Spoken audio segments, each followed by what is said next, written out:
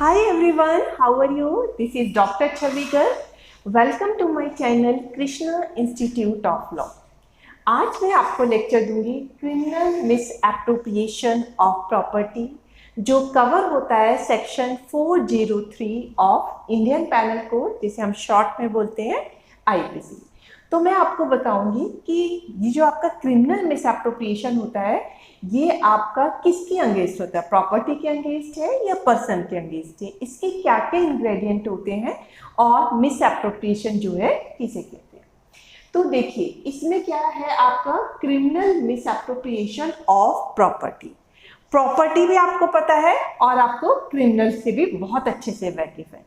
यहाँ पे जो प्रॉपर्टी हम यूज करते हैं वो मूवेबल प्रॉपर्टी लेते हैं, ना कि इमूवेबल प्रॉपर्टी। तो सबसे इंपॉर्टेंट वर्ड यहाँ पे होता है मिस एप्रोप्रिएशन। तो आपको मिस एप्रोप्रिएशन का मीनिंग बिल्कुल क्लियर होना चाहिए।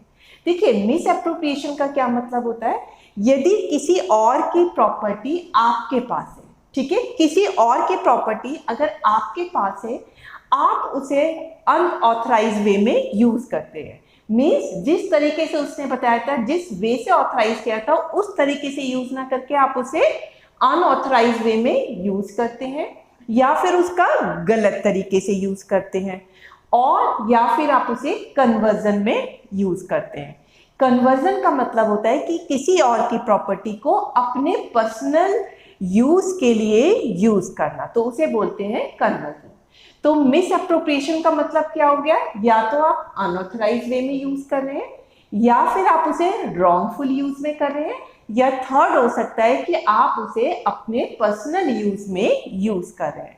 तो इन तीनों ही सर्कमस्टांसेस में, सिचुएशन में हम मानते हैं कि हमारी जो प्रॉपर्टी है उसका मिस एप्रोप्रिएशन हुआ है। तो अब आपको क्रिमिनल मिस एप्रोप्रिएशन का मीनिंग क्या होता है, अगर आपके पास किसी की प्रॉपर्टी कैजुअली आ गई है, या उसने अपनी कंसर्न से आपको प्रॉपर्टी दी है, लेकिन बाद में आप डिसऑनेस्टली, आपकी इंटेंशन क्या है, खराब हो गई है, इसलिए यहाँ पे वर्ड यूज किया है डिसऑनेस्टली, आप डिसऑनेस्टली उसे मिस एप्रोप्रिएट करते हैं या उसे अपने पर्सनल यूज में लेकर आते हैं, तो इसको बोलते हैं हम criminal miss appropriation of property. इसमें एक चीज और आती है कि फॉर एग्जाम्पल कभी कभी सिचुएशन ऐसी होती है कि आपको लगता है कि ये मेरी प्रॉपर्टी है और आप अपनी प्रॉपर्टी समझ के दूसरे के पोजेशन से वो प्रॉपर्टी अपने पास ले लेते हैं।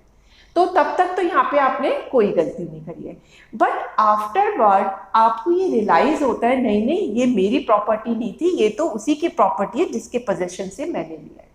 लेकिन अब आपके मन में क्या आ जाता है, मैलाफाइड इंटेंशन आ जाती है, आप डिसऑनेस्ट हो जाते हो।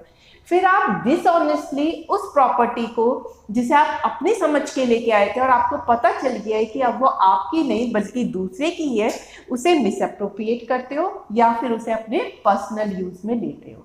तो ये सिचुएशन भी कहलाती है आपकी criminal miss appropriation of property. और देखिए हम इसमें लास्ट में वर्ड यूज कर रहे हैं ऑफ प्रॉपर्टी। इसका मतलब ये जो क्रिमिनल मिस एप्रोप्रिएशन है ये प्रॉपर्टी के अगेंस्ट होता है, ये किसी पर्सन के अगेंस्ट नहीं होता है। मैं आपको इसका एक एग्जाम्पल दूंगी तो आपको बिल्कुल क्लियर हो जाएगा। फॉर एग्जाम्पल दो बहुत क्लोज फ्रेंड्स हैं, ठीक है, एक बार दोनों अपना जो है एक सूट बनवाते हैं, 3 पीस सूट बनवाते हैं। एक का कलर तो होता है ब्लैक कलर का, दूसरा होता है नेवी ब्लू कलर का। ए और बी ये दोनों है। अब ये दोनों सूट जो है बन के बी के पास आ जाते हैं। तो एक समझता है कि ये जो उसका कौन सा सूट होता है, ब्लैक वाला होता है, और उसका क्या होता है, नेवी ब्लू वाला होता है। तो वो सोचता है कि ये दोनों सूट ही जो है मेरे ही हैं और मेरे फादर ने इसके पैसे दिए थे, जबकि उसमें से एक सूट उसके फ्रेंड का होता है और एक सूट उसका होता है। तो वो दोनों सूट को जो है अपने पास जो है अपने घर ले आता है। तो यहाँ तक उसने कोई गलती नहीं कही, कोई चोरी नहीं कहलाएगी, क्योंकि उसने अपने ही दोनों सूट समझ के उसे अपने घर पे लेके आया। बट आफ्टरवर्ड ही रियलाइज कि उसने तो पेमेंट एक ही सूट का किया है, तो उसमें से एक ही सूट जो है उसका है, लेकिन वो दोनों सूट बहुत सुंदर लग रहे होते हैं और बहुत सारी उसके घर में वेडिंग आ रही होती है। तो अब उसका दिल क्या हो जाता है, डिसऑनेस्ट हो जाता है। अब वो मैलाफाइड इंटेंशन से उन दोनों के दोनों सूट को जो है अपने पर्सनल यूज में निकाल लेता है। तो जो भी वेडिंग हो रही होती है उन सब में वो पहन पहन के जाता है। तो यहाँ पे अब वो किसका दोषी हो जाएगा? क्रिमिनल मिसअप्रोप्रिएशन का, क्योंकि अब एक सूट उसका नहीं था, वो उसके फ्रेंड का था और उसे ये बात पता भी चल गई, लेकिन इसके बावजूद उसे वो अपने पर्सनल यूज के लिए यूज कर रहा है। तो this is a case of criminal misappropriation. Clear हो गया? अब हम इसके इंग्रेडिएंट देखते हैं। इसके दो इंग्रेडिएंट हैं। देखिए, सबसे पहले तो जो प्रॉपर्टी है वो आपकी क्या होनी चाहिए? मूवेबल होनी चाहिए। यहाँ आपको ध्यान रखना है, प्रॉपर्टी इमूवेबल नहीं, यहाँ पे हम सिर्फ बात करते हैं मूवेबल प्रॉपर्टी। अब यहाँ पे मूवेबल प्रॉपर्टी सस्ती है या महंगी है, इससे हमें कोई फर्क नहीं हो सकता। चीज सस्ती भी हो सकती है, चीज महंगी भी हो सकती है, चीज बड़ी भी हो सकती है, चीज छोटी भी हो सकती है। और जो उसका क्रिमिनल मिसअप्रोप्रिएशन कर रहा है उसके बहुत ज़्यादा यूजफुल भी हो सकती है उसके लिए, और उसके लिए कम यूजफुल भी हो सकती है। तो इन चीज़ों का हमारी फर्स्ट कैरेक्टरिस्टिक पे कोई फर्क नहीं पड़ता, बस हमें ये देखना है कि जो प्रॉपर्टी है वो मूवेबल होनी चाहिए। सेकंड है, इस मूवेबल प्रॉपर्टी का हम डिसऑनेस्ट मिसअप्रोप्रिएशन करें या फिर जो है उसको अपने यूज में ले लें। इसका एक एग्जाम्पल बताती हूँ। देखिए, दो ओनर थे एक घोड़े की, एक हॉर्स के। ए और बी दोनों को ओनर थे।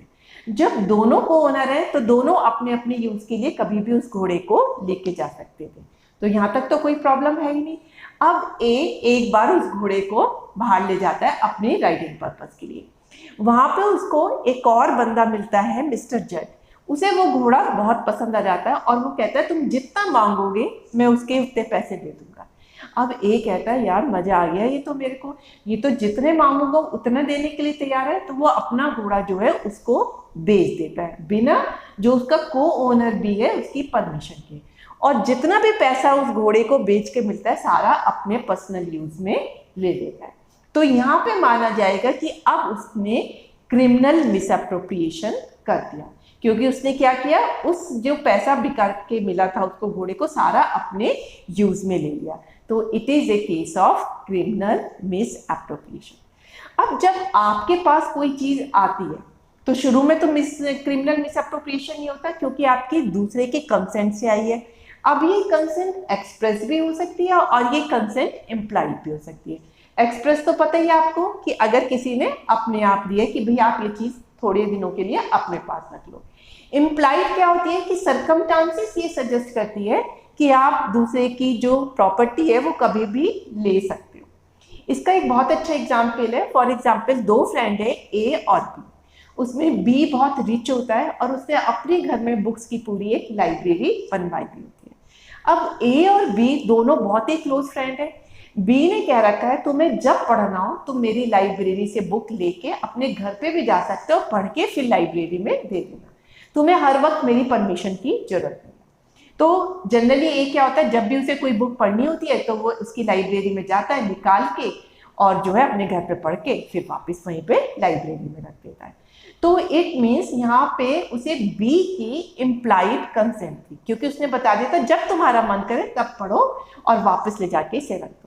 तो अब एक बार वो एक बुक लेकर आता है, अब इम्प्लाइड कंसेंट से लिया है, उसने पूछा तो है नहीं, तो यहाँ तक उसे कोई प्रॉब्लम नहीं है। लेकिन बाद में ए को कुछ पैसों की जरूरत पड़ती है और वो बुक जो वो लेके आता है काफ़ी महंगी होती है। वो उसे थर्ड पार्टी को बेच के और उसका सारा का सारा पैसा अपनी नीड पूरा करने में लगा देता है।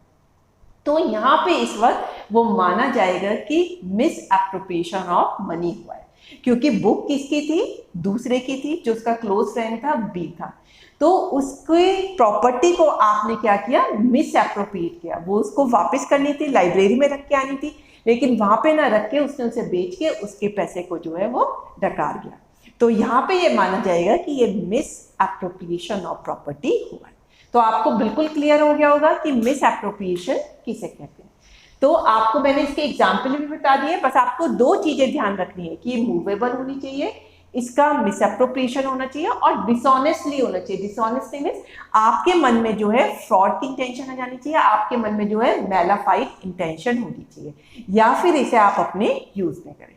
तो ये था आपका criminal misappropriation of property. I think कि आपको ये लेक्चर मेरा बिल्कुल अच्छी तरह से समझ में आ गया होगा। अगर आपको भी समझ में आ गया तो अपने फ्रेंड्स को भी शेयर करिए, जिससे कि उनको भी आराम से समझ आ जाए। तो that's all for today lecture. Thank you very much.